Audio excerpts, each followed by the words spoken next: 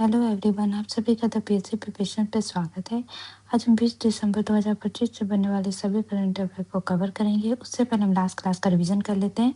Last class में हमने पढ़ा था कि किस संगठन द्वारा दुनिया का सबसे बड़ा digital library traditional medicine and global library शुरू की गई है, WHO द्वारा। किसे world record of excellence award 2025 प्रदान किया गया है, तो भूपेंद्र सिंह भुल्लर को। भारतीय सेना और किस देश की सेना के बीच एविया इंदिरा एक्सरसाइज संपन्न हुआ है, रशिया। उड़न इंडिया के टॉप 200 सेल्फ मेड इंडस्ट्रियलिस्ट में टॉप पे कौन है, तो दीपेंद्र गोयल। भारत और किस देश की सेना के बीच डेजर्ट साइक्लोन 2 अबू धाबी में संपन्न होगा, तो UAE में। ओमान के सुल्तान द्वारा किसे उसके देश का सर्वोच्च सम्मान the first class order of Oman प्रदान किया गया है, तो नरेंद्र मोदी को। दुनिया के सबसे ऊंचे स्टैचू ऑफ यूनिटी बनाने वाले किस मूर्तिकार का निधन हो गया है, तो रामबीर सुतार का। सैयद मुश्ताक अली ट्रॉफी 2025 किसके द्वारा जीता गया है, तो झारखंड द्वारा जीता गया है। फीफा इंटरकॉन्टिनेंटल कप फुटबॉल 2025 किस टीम द्वारा जीता गया है, तो PSG। ये थे लास्ट क्लास के रिवीजन। अब शुरू करते हैं आज की क्लास को। पहला क्वेश्चन है, इस बार 26 जनवरी 2026 की परेड पर मुख्य अतिथि कौन होंगे, तो होंगी उर्सुला वॉन डेर और एंटोनिया कोस्टा। तो बोथ A एंड B सही है, ठीक है। तो यूरोपीय आयोग की अध्यक्ष हैं उर्सुला वॉन डेर लेयन और यूरोपीय परिषद के अध्यक्ष हैं एंटोनिया कोस्टा, जो है आगामी जो गणतंत्र दिवस है उसमें मुख्य अतिथि के तौर पे शामिल होंगे। यूरोपियन की बात करें तो यूरोपियन जो कंट्री है उनकी जो इसके अंदर जो है 27 कंट्री आती है। इसमें जो है यूरोपियन कमीशन जो है उसकी जो हेड है उर्सुला वॉन डेर लियन है। ये कमीशन जो होता है इसका काम होता है कि जितने भी पॉलिसी और लॉ है उसको बनाने का काम ये करती है, ठीक है। उसके बाद दूसरा होता है यूरोपियन काउंसिल, जिसको काउंसिल ऑफ यूरोपियन यूनियन भी कहा जाता है। ये इसका काम हो, इसके जो हेड है वो एंटोनियो कोस्टा है और इसका जो काम है वो होता है कि जो यूरोपियन काउंसिल जो है, जो भी मतलब यूरोपियन कमीशन ने जो लॉ बनाया उसको अडॉप्ट करना और यूरोपियन कंट्रीज को रिप्रेजेंट करने का काम यूरोपियन काउंसिल का है। और इसके अलावा जो यूरोपियन काउंसिल है, यूरोपियन यूनियन जितनी भी कंट्रीज हैं उनके पॉलिटिकल डायरेक्शन को देखने का काम करता है। यूरोपियन पार्लियामेंट की जो हेड है वो है रोबेर्टा मेट्सोला, ये प्रेसिडेंट है। और यूरोपियन पार्लियामेंट का काम होता है कि जो भी लॉ है उसको अडॉप्ट करना और अपने जो यूरोपियन यूनियन के अंदर जितने भी सिटीजन आते हैं उनको रिप्रेजेंट करने का काम करता है, ठीक है। नेक्स्ट क्वेश्चन है, हाल में भारत और किस देश के बीच मुक्त व्यापार समझौता हुआ है, तो भारत और ओमान के बीच हुआ है, क्योंकि नरेंद्र मोदी अभी 4 दिवसीय दौरे पे थे जहां वो जॉर्डन, इथियोपिया और ओमान गए थे।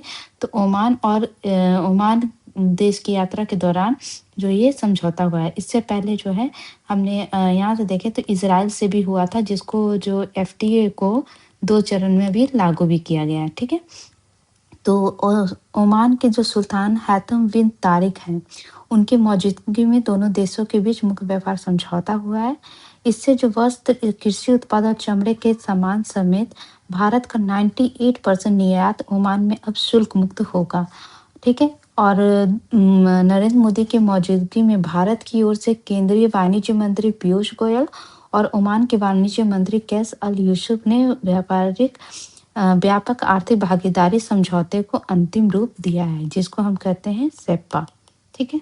तो ओमान अभी जो जब नरेंद्र मोदी ओमान गए थे तो वहाँ पे उनको विशेष नागरिक सम्मान जो है ऑर्डर ऑफ ओमान से भी नवाजा गया था। इसके अलावा इथियोपिया के द्वारा ग्रेट ऑनर निंसा ऑफ इथियोपिया दिया गया था, ठीक है। और ये नरेंद्र मोदी को और जो अलग अलग कंट्रियों से जो अवार्ड मिलते हैं उनकी संख्या हो गई है 29, ठीक है। भारत किन किन के साथ अभी जो है फ्री ट्रेड एग्रीमेंट कर रहा है, तो हम देखें तो थाईलैंड के साथ कर रहा है, Singapore, Malaysia, South Korea, Japan, UAE, Australia, Mauritius, ASEAN country जिसके अंदर 10 कंट्री आती हैं, SAFTA South East Asian trade company जिसके अंतर्गत पाकिस्तान, नेपाल एग्रीमेंट है। ये एक तरीके से नेपाल, श्रीलंका, बांग्लादेश, भूटान और मालदीव, मतलब जितनी भी सार्क कंट्री है वो आते हैं। नेपाल और भूटान के साथ बाईलैटरल ट्रेटीज़ है। इफ्टा यूरोपियन फ्री ट्रेड एसोसिएशन है, जिसके अंतर्गत स्विट्ज़रलैंड, नॉर्वे, आइसलैंड और लिechtenstein आते हैं। इनके साथ भी फ्री ट्रेड एग्रीमेंट है। यूके के साथ है, जो कि जुलाई 2025 में साइन हुआ था और दिसंबर से या अगले साल से है कि ये इफ़ेक्टिव हो जाएगा। ओमान के साथ अभी हुआ है। इसके अलावा लिमिटेड स्कोप प्रेफ़रेंशियल ट्री एग्रीमेंट भी है, जैसे अफ़गानिस्तान, चिली और एशिया पैसिफिक ट्रेड एग्रीमेंट, जिसमें है Bangladesh, China, Laos, Mongolia, south Korea, Sri Lanka. इसके अलावा अभी इंडिया की जो है न्यूज़ीलैंड से भी बात चल रही है फ्री ट्रेड एग्रीमेंट को लेके, ठीक है। नेक्स्ट क्वेश्चन है, भारत में अमित शाह की अध्यक्षता में किस क्षेत्र की सुरक्षा के लिए ब्यूरो का गठन का फैसला लिया गया है? तो पोर्ट। तो दैट मीन्स अंतर्राष्ट्रीय व्यापार में भारत की बढ़ती भागीदारी और उसमें समुद्री मार्ग की अहम भूमिका को देखते हुए सरकार ने बंदरगाहों और जहाज़ों की सुरक्षा पुख्ता करने के लिए गृह मंत्री जो है अमित शाह की अध्यक्षता में एक बैठक बुलाई गई थी, जिसमें ब्यूरो ऑफ पोर्ट सिक्योरिटी के गठन का फैसला किया गया है। और ये जो ब्यूरो है, ये bureau of civil aviation security की तर्ज पे ही काम करेगा। कुछ इम्पोर्टेंट मिशन और स्कीम से देखें जो सरकार के द्वारा भी लागू किए गए हैं, जैसे सेना पोत स्कीम के तहत पहली बार महिलाओं को प्रादेशिक सेना में शामिल किया गया है। और केंद्र सरकार द्वारा सभी वाणिज्यिक चालक को सशक्त बनाने के लिए भारत टैक्सी ऐप जारी किया गया है। श्रीलंका को मानवीय सहायता देने के लिए ऑपरेशन सागर बंधु चलाया गया था। केंद्र सरकार द्वारा संचार साथी ऐप सभी मोबाइल निर्माता कंपनी द्वारा प्रदान करना अनिवार्य किया गया है। शिक्षा मंत्रालय और यूजीसी के सहयोग से उच्च शिक्षा संस्थाओं में एक और भारतीय भाषा सीखने के लिए सीखें एक और भारतीय भाषा अभियान चलाया जा रहा है। हाल ही में संसद में टोबैको प्रोडक्ट पर एक्साइज ड्यूटी हाई लगाने के लिए केंद्रीय एक्साइज संशोधन विधेयक 2025 पारित किया गया है। रेलवे द्वारा ई बाइक रेंटल सेवा पहली बार कोझिकोड में शुरू की गई है। भारतीय भाषा संस्थानों और भारतीय विज्ञान संस्थानों द्वारा 22 भाषाओं को एक साथ जोड़ने के लिए भाषा सागर ऐप लॉन्च किया गया है। केंद्र सरकार द्वारा मनरेगा की जगह बीवीजी राम जी 2025 को प्रस्तावित किया गया है। नेक्स्ट क्वेश्चन है, भारतीय तटरक्षक बल द्वारा अदम्य श्रेणी का कौन सा तीसरा गश्ती पोत शामिल किया गया है? तो इसका नाम है अमूल्य। ये तीसरा पोत है। तो पहला था अदम्य, ये अदम्य श्रेणी का है, तो इसका पहला था अदम्य, दूसरा था अक्षर, थर्ड है अमूल्य, फोर्थ होगा अक्षय और फिफ्थ है आपका अचल, सिक्स है अटल और 7 है अजीत और 8 है अपराजित। मतलब अदम्य श्रेणी के अंतर्गत जो है 8 जो है पोत को शामिल किया जाना है। तो अभी ये तीसरा शामिल हुआ। इसका जो निर्माण है गोवा शिपयार्ड लिमिटेड द्वारा किया गया है, ठीक है। कुछ मिलिट्री से रिलेटेड फैक्ट देखें तो इंडियन नेवी से रिलेटेड, तो अभी श्रीलंका के 75वें वर्षगांठ में भाग लेने के लिए आईएनएस विक्रम और स्टील फाइटर उदयगिरी पहुंचे थे, ठीक है। और इसके अलावा जो ऑपरेशन बंधुवीर जो चलाया गया था श्रीलंका में जब तूफान आया था, तो उस समय भी ये दोनों जो है इन दोनों जहाज़ों के थ्रू जो है मानवीय सहायता प्रदान की गई थी। इसके अलावा भारतीय नौसेना में जो है तीसरा स्वदेशी बैलिस्टिक पनडुब्बी को शामिल किया गया, जिसका नाम आईएनएस अरिधमन है। भारतीय नौसेना में प्रोजेक्ट 17A के तहत जो चौथा युद्ध पर शामिल किया गया उसका नाम आईएनएस तारागिरी है। और इसी का जो है एक ये भी युद्ध पोत है, जिसका नाम है प्रोजेक्ट 17A के तहत ही आईएनएस उदयगिरी भी, ठीक है। इसके अलावा टाटा कंपनी द्वारा बेंगलुरु में हार्कुलस विमान के लिए एमआरओ केंद्र स्थापित किया जाएगा। भारतीय नौसेना द्वारा DSC-A20 स्वदेशी ड्राइविंग सपोर्ट क्राफ्ट श्रृंखला के पहले पोत को शामिल किया गया है। पहली बार जो है महिला कैडेट ने, जिनका नाम है साई जाधव, आईएमए से प्रादेशिक सेना का परीक्षण पूरा कर लेफ्टिनेंट पद पर नियुक्त हुई हैं। भारतीय तटरक्षक बल का सार्थक पोत जो है अभी ईरान पहुंचा था, ईरान के चाबहार पोर्ट पहुंचा था। इसके अलावा भारतीय नौसेना द्वारा जो है तीसरे स्वदेशी सर्वेक्षण पोर्ट को कोची नौसेना अड्डे पर शामिल किया गया, जिसका नाम है इक्षक। नेक्स्ट क्वेश्चन है, फीफा अरब कप 2025 किसने जीता है? तो ये मोरक्को ने जीता है, ठीक है, जॉर्डन को हराकर। तो ये हरा कर जीता है। अगर मोरक्को की लोकेशन देखें तो ये अफ्रीका महाद्वीप में यहाँ पे आता है मोरक्को। अगर मोरक्को को डिटेल में देखें तो मोरक्को की राजधानी जो है वो राबत है। मोरक्को की लोकेशन जो है ये सीमा साझा करता है अल्जीरिया से और मॉरिटेनिया से, ठीक है। यहाँ पे जो है सहारा जो दुनिया का सबसे बड़ा डेजर्ट जो है सहारा डेजर्ट जो है, इसका जो वेस्टर्न पार्ट है वो मोरक्को से ही लगता है, ठीक है। इसके अलावा जो एटलस माउंटेन जो है अफ्रीका का सबसे बड़ा माउंटेन, इसकी लोकेशन यहीं पे है। और इसके अलावा जो दूसरा माउंटेन है वो है अर-रीफ। यहाँ पे आप देख रहे होंगे स्ट्रेट ऑफ जिब्राल्टर। इसके थ्रू जो है स्पेन और अफ्रीका का मोरक्को एक दूसरे से अलग होते हैं और दो जल भाग मिलेंगे, वो है अटलांटिक ओशियन और मेडिटेरियन सी, ठीक है। नेक्स्ट क्वेश्चन है India versus south Africa fifth T20 2025 किसने जीता है? तो 5 सीरीज की ये थी जिसको अभी इंडिया ने जीत लिया है कल के मैच में, ठीक है। तो कल के मैच में 30 रनों से हराकर 5 मैचों की श्रृंखला 3-1 से भारत ने अपने नाम की है। इसमें प्लेयर ऑफ द मैच रहे थे हार्दिक पांड्या और प्लेयर ऑफ द सीरीज चुने गए हैं वरुण चक्रवर्ती। कुछ गेम से रिलेटेड फैक्ट देखें तो अंडर 19 एशिया कप यूएई में जो वैभव सूर्यवंशी हैं, इनके द्वारा वनडे के एक पारी में सर्वाधिक छक्के लगाने का रिकॉर्ड बनाया गया है। इसके अलावा जो है इंडिया के द्वारा पहला विश्व स्क्वैश कप 2025 जीता गया है। 2026 में जापान में जो एशियन गेम्स होंगे उसमें भारत की तरफ से चीफ डिमिशन नियुक्त किए गए हैं सहदेव यादव। राजस्थान में खेलो यूनिवर्सिटी इंडिया गेम हुआ था, इसमें टॉप पे रही थी चंडीगढ़ यूनिवर्सिटी। न्यू दिल्ली में इंडिया पिकबॉल प्रतियोगिता हुई थी, इसमें किसके द्वारा जीता गया था? मुंबई स्मैशर के द्वारा। दिल्ली में ही वर्ल्ड वुमेन प्रीमियर लीग की नीलामी में सबसे महंगी खिलाड़ी रही थी दीप्ति शर्मा। और इसके अलावा फीफा द्वारा जो है सर्वश्रेष्ठ खिलाड़ी चुना गया है मेल कैटेगरी में ऑस्मान डेम्बले और फीमेल कैटेगरी में एटेना बोनामाटी। अबू धाबी में जो आईपीएल 2026 की नीलामी में सबसे महंगे खिलाड़ी चुने गए हैं कैमरन ग्रीन।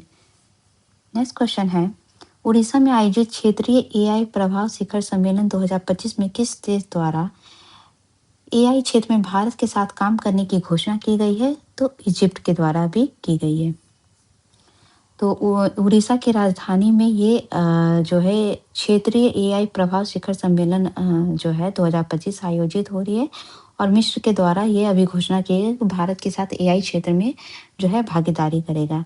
अगर हम इजिप्ट की लोकेशन देखें तो इजिप्ट की जो है हम यहाँ से देख सकते हैं, यहाँ पे आपका आता है इजिप्ट, ठीक है।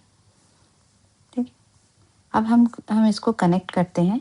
इजिप्ट जो है इजिप्ट की अगर हम लोकेशन देखें तो इजिप्ट की जो है फेमस है नाइल रिवर के लिए। जो नाइल रिवर है वो वर्ल्ड की सबसे लॉन्गेस्ट रिवर है। तो इसका जो उद्गम होता है वो लेक विक्टोरिया से होता है, जहाँ से है ये निकलती है वाइट नाइल, ठीक है। और जो ये क्वेश्चन आ चुका है बहुत सारे एग्जाम में कि लेक विक्टोरिया से कौन कौन से देश की सीमा साझा होती है? युगांडा, केनिया और तंजानिया की, ठीक है। ये रवांडा और ब्रुंडोई ये सीमा साझा नहीं करते हैं, ठीक है। और यहाँ से जो हमने पढ़ा था अभी कि इथोपिया जब हमने पढ़ा था कि यहाँ पे है लेक ताना, यहाँ से निकलती है ब्लू नाइल और ये सूडान के खार्तूम जो है जगह, वहाँ पे जो है वाइट नाइल और ब्लू नाइल मिलते हैं और यहाँ से बाद ये नाइल रिवर कहलाते हैं, ठीक। नाइल रिवर जब यहाँ आती है तो यहाँ जो है दुनिया का सबसे मानव के द्वारा बनाया गया सबसे बड़ा लेक है जिसको हम कहते हैं लेक नसीर। और यहीं पे नाइल रिवर पे जो है सबसे बड़ा डैम बनाया गया है इजिप्ट के द्वारा जिसका नाम है आसवन डैम, ठीक है। और यहाँ से नाइल रिवर होते हुए जो है वो मेडिटेरियन सी में गिर जाता है। इजिप्ट की अगर लोकेशन देखें तो इसकी सीमा साझा करता है लीबिया सूडान से, ठीक है। यहाँ पे आप देख सकते हैं रेड सी की लोकेशन। रेड सी यहाँ जब आती है तो दो पार्ट में डिवाइड हो जाती है, एक है गल्फ ऑफ सुएज और यहाँ पे gulf of Aqaba. Gulf of Suez जो है सिनाई पेनिसुला को जो है अफ्रीका पेनिसुला से अलग करती है। गल्फ ऑफ अकाबा जो है सिनाई पेनिसुला को जो है वो अरब प्रायद्वीप से अलग करती है। और यहाँ पे ही इजिप्ट के द्वारा यहाँ पे 25 किलोमीटर का जो है स्विच कैनाल बनाया गया ताकि रेड सी जो है वो मेडिटेरियन सी से कनेक्ट हो सके। और इसके अलावा इजिप्ट की जो राजधानी है कायरो, और यहाँ पे गीज़ा जो है, जो मिस्र की पिरामिड, ये यहीं पे स्थित है। ठीक है। नेक्स्ट क्वेश्चन है, किस समूह द्वारा पहली बार इंडो पैसिफिक लॉजिस्टिक नेटवर्क के तहत फील्ड ट्रेनिंग एक्सरसाइज की गई है? तो क्वाड के द्वारा। क्वाड के अंदर जो है 4 कंट्री आती है। एक है इंडिया, दूसरी है यूएसए, जापान और ऑस्ट्रेलिया। तो इंडिया का जो काम है वो मैरीटाइम सिक्योरिटी और वैक्सीन प्रोडक्शन से रिलेटेड है। यूएस जो है डिफेंस कॉरपोरेशन और टेक्नोलॉजी डेवलपमेंट के लिए है। और जापान का जो काम है इंफ्रास्ट्रक्चर डेवलपमेंट और सपोर्ट रूल बेस्ड ऑर्डर के लिए है। ऑस्ट्रेलिया जो है मैरीटाइम कॉरपोरेशन और technique climate change in region से। तो ये 4 देशों का एक संगठन है जिसको हम कहते हैं क्वाड। ठीक है। तो ये पहली बार ये एक्सरसाइज संपन्न हुआ। इसका जो रीज़न है कि इंडो पैसिफिक क्षेत्र में मानवीय आपदाओं के समय एकजुट होकर राहत पहुंचाने की तैयारी को और बेहतर करना है। कुछ इंपॉर्टेंट संगठन देखें तो G7 संगठन आते हैं जिसके अंतर्गत Germany, UK, France, Canada, USA, Italy और जापान आते हैं। पहले G8 हुआ करते थे, लेकिन रशिया और यूक्रेन की लड़ाई के बाद रशिया को इससे हटा दिया गया है। G20 के अंदर G7 के अलावा Turkey, European union, Argentina, Brazil, south Korea, Mexico, China, Indonesia, Saudi Arabia, Australia, India, south Africa और अफ्रीकन यूनियन भी आता है। सार्क के अंदर, जिसको फुल फॉर्म है south Asian association for regional corporation, जिसके अंतर्गत अफगानिस्तान, बांग्लादेश, भूटान, इंडिया, मालदीव, नेपाल, पाकिस्तान और श्रीलंका आते हैं। इसके अलावा आसियान कंट्री के अंदर एक संगठन है जिसके अंदर साउथ ईस्ट जो है कंट्री आती है। उसमें है Brunei, Thailand, Singapore, Myanmar, Malaysia, Laos, Cambodia, Indonesia, the Philippines और वियतनाम। नेक्स्ट क्वेश्चन है, BWF वर्ल्ड टूर, सॉरी यहाँ पे W होगा, वर्ल्ड टूर फाइनल 2025 के सेमीफाइनल में पहुंचने वाले पहले भारतीय खिलाड़ी कौन बने हैं? ये बने सात्विक साईराज रेड्डी और Chirag Shetty, both A and B। ठीक है। तो इस टूर के सेमीफाइनल में पहुंचने वाला है, ये पहली भारतीय पुरुष जोड़ी बन गई है। फर्स्ट इंडियन से रिलेटेड कुछ फैक्ट देखें तो 5 रैंकिंग पाने वाले सबसे युवा खिलाड़ी बने हैं सर्वज्ञ Singh Kushwaha. 11 Guinness world record रखने वाली भारत की पहली महिला स्केटर बनी है जानवी जिंदल। भारत की पहली महिला खिलाड़ी जिन्होंने IBSF वर्ल्ड स्नूकर चैंपियनशिप 2025 जीता है वो है अनुपमा रामचंद्रन। पुरुषों को हराकर अपना पहला पेशेवर खिताब जीतने वाली भारतीय गोल्फर बनी है प्रणवी उर्स। नायब सूबेदार पद पर भर्ती होने वाली पहली महिला मुक्केबाज बनी है प्रीति पवार। राष्ट्रीय कार्टिंग चैंपियनशिप का खिताब जीतने वाली पहली भारतीय रेसर बनी है Arshi Gupta. Formula 1 academy discover your drive development programme के लिए चुनी जाने वाली पहली भारतीय रेसर बनी है आतिका मीर। महिला वनडे में एक कैलेंडर वर्ष में 1000 रन बनाने वाली पहली महिला खिलाड़ी बनेंगी स्मृति मंथाना। और शीतल देवी ऐसी पहली पैरा खिलाड़ी जिनको सक्षम जूनियर टीम में शामिल किया गया है। नेक्स्ट क्वेश्चन है, सऊदी अरब को उत्तर से दक्षिण तक पैदल पार करने वाली, सॉरी यहाँ पार आएगा, पार करने वाली पहली महिला खिलाड़ी कौन बनी है? मतलब सऊदी अरेबिया को इन्होंने नॉर्थ से साउथ तक जो है पैदल पार किया है, ये बनी है एलिस मॉरिसन। ठीक है।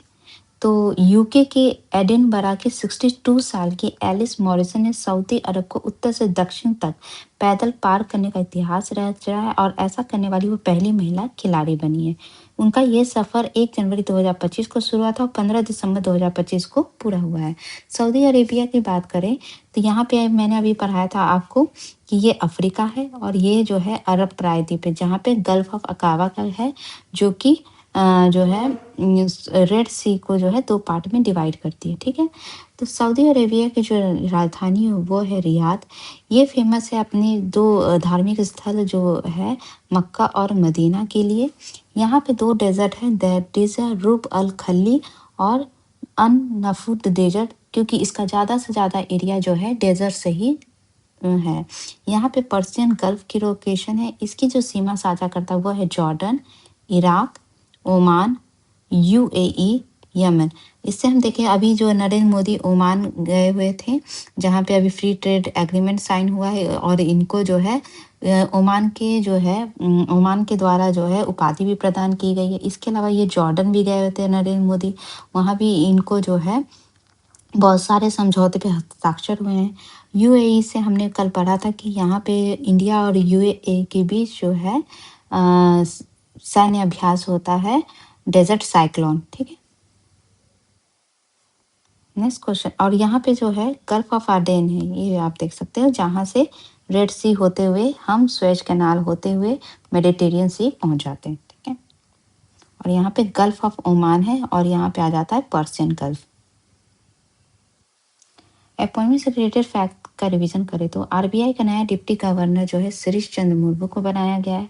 सीआईएसएफ का महानिदेशक प्रवीण रंजन को बनाया गया है। साने तकाइची जापान की पहली महिला प्रधानमंत्री है। भारत में अमेरिका के अगले राजदूत होंगे सर्जियो गौर। और इसके अलावा सेशल के राष्ट्रपति का पद पैट्रिक हर्मी ने जीता है। विकसित भारत बिल्थॉन 2025 का ब्रांड एम्बेसडर शुभांशु शुक्ला का बनाया गया है। 16वें वित्त आयोग के अध्यक्ष थे अरविंद पंगड़िया। मेडागास्कर के नए राष्ट्रपति बने माइकल रेंडियार। भारत के अगले सीजीआई जो है, जो 53rd नंबर के हैं, वो बने हैं जस्टिस सूर्यकांत। नीदरलैंड के सबसे युवा प्रधानमंत्री रॉब जेटन बने हैं। सामिया सुलू हसन तंजानिया की पहली महिला राष्ट्रपति बनी है। न्यूयॉर्क के मेयर पद का चुनाव जीतने वाले पहले भारतीय बने हैं जोहार ममदानी। तदासा मिश्रा जो है झारखंड की पहली महिला डीजीपी बनी है। बंगाल सरकार द्वारा जो है ऋचा घोष को, एक फीमेल इंडियन क्रिकेटर हैं, उनको डीएसपी का पद दिया गया है। रॉ के जो प्रमुख है पराग जैन है, उनको कैबिनेट सचिवालय में सचिव सुरक्षा का अतिरिक्त प्रभार दिया गया है। नालसा के जो मुख्य कार्यकारी अध्यक्ष बने हैं वो बने हैं जस्टिस विक्रमनाथ। 18वीं बिहार विधानसभा का अध्यक्ष बने डॉक्टर प्रेम कुमार। पाकिस्तान के अगले चीफ ऑफ डिफेंस फोर्स पर नियुक्त हुए आसिम मुनरो। भारतीय राइफल संघ के अध्यक्ष बने कलिकेश नारायण सिंह देव। देश के अगले मुख्य सूचना आयुक्त बने हैं Rajkumar Goyal. Press club of India की पहली महिला अध्यक्ष बनी है संगीता बरू पिसरौटी, ठीक है। तो ये थे आज के इम्पोर्टेंट करेंट अफेयर। अगर आपको कंटेंट अच्छा लगा है तो प्लीज़ चैनल को शेयर, लाइक और सब्सक्राइब जरूर करिएगा। Thank you so much.